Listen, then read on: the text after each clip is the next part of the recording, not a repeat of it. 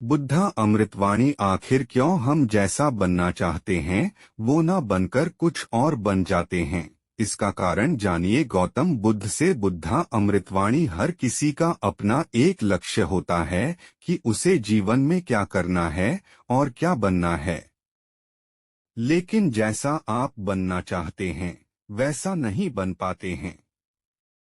क्या आप इसका कारण जानते हैं? बुद्धा अमृतवाणी। गौतम बुद्धा। जीवन में हर व्यक्ति सफल बनना चाहता है, लेकिन सफल बनने के लिए आपको अच्छे विचारों को अपनाने की जरूरत है।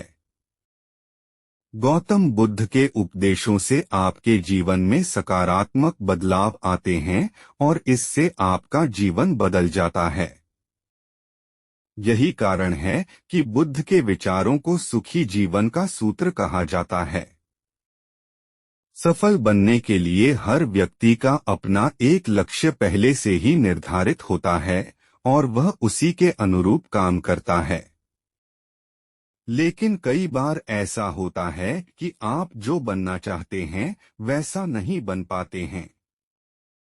कुछ लोग इसे लेकर यह मान लेते हैं कि शायद उनकी किस्मत में ही यही लिखा होगा, तो वहीं कुछ लोग अपनी किस्मत को खराब कहने लगते हैं और कुछ लोग यह मानकर संतुष्ट हो जाते हैं कि शायद वह इसे डिजर्व ही नहीं करते थे। लेकिन इसका असली कारण कुछ और ही होता है। गौतम बुद्ध की इस कहानी से जानते हैं इसका कारण। गौतम बुद्ध की कहानी। एक बार गौतम बुद्ध को एक सभा में उपदेश देना था। सभा में करीब 100 से ज्यादा लोग उपस्थित थे और उनका इंतजार कर रहे थे। गौतम बुद्ध आए लेकिन बिना कुछ कहे ही चले गए। बुद्ध का ऐसा व्यवहार देख सभी हैरान रह गए, लेकिन किसी ने उनसे कुछ कहा नहीं।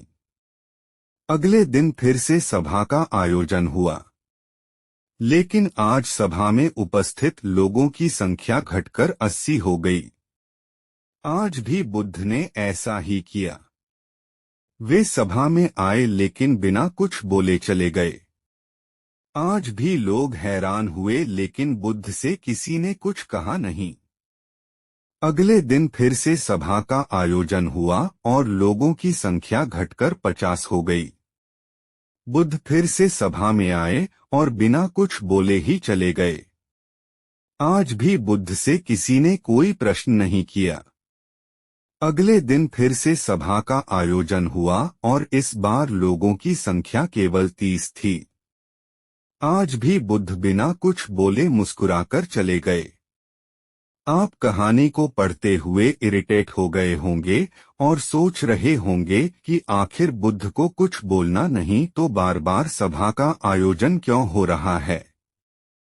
ठीक इसी तरह सभा में मौजूद लोगों को भी गुस्सा आ रहा था, लेकिन इसका जवाब जानने के लिए आपको धैर्य रखना होगा। अगले दिन फिर से सभा का आयोजन और आज सभा में केवल 15 लोग ही उपस्थित रहे। लेकिन आज गौतम बुद्ध ने अपना स्थान ग्रहण कर लिया और उपदेश देने के लिए बैठ गए। बुद्ध ने जिन 15 लोगों को उपदेश दिए वे उनके भिक्षु बन गए और इन लोगों ने आगे चलकर बुद्ध के ज्ञान को अलग अलग दिशाओं में फैलाया। एक बार इन लोगों ने बुद्ध से प्रश्न किया कि सभा का आयोजन होने के बावजूद भी आप क्यों कई दिनों तक बिना बोले ही चले जाते थे। बुद्ध ने उत्तर दिया, मैं उन लोगों को खोज में था जो लायक हों। सभा के पहले दिन 100 से भी ज्यादा लोग थे, लेकिन उनमें से ज्यादातर लोगों को मेरे उपदेश से कुछ मतलब नहीं था। इसके बाद जो लोग अगले दिन आए उन्हें भी मेरे उपदेश से कोई मतलब नहीं था। वो तो केवल इसलिए आए थे क्योंकि वो देखना चाहते थे कि आखिर सभा में होता क्या है। लेकिन मुझे ऐसे लोगों की तलाश थी जो मेरे ज्ञान को जनवरी से जनवरी तक पहुंचाए। मैं कई दिनों तक इसलिए बिना बोले चला गया क्योंकि मैं यह देखना चाहता था कि आखिर वो कौन लोग हैं तो सच में मेरे उपदेश को सुनना चाहते हैं, और जिन्हें वास्तव में ज्ञान पाने की प्यास थी, ऐसे लोग ही रोज आएं। गौतम बुद्ध कहते हैं कि जिनके भीतर धैर्य था उन्हें मुक्ति का मार्ग मिला, और जो लोग जल्दबाजी में थे वो आज घर पर बैठे हुए हैं। बुद्ध कहते हैं कि जिन लोगों में धैर्य का गुण होता है वे जीवन में कुछ भी पा सकते हैं।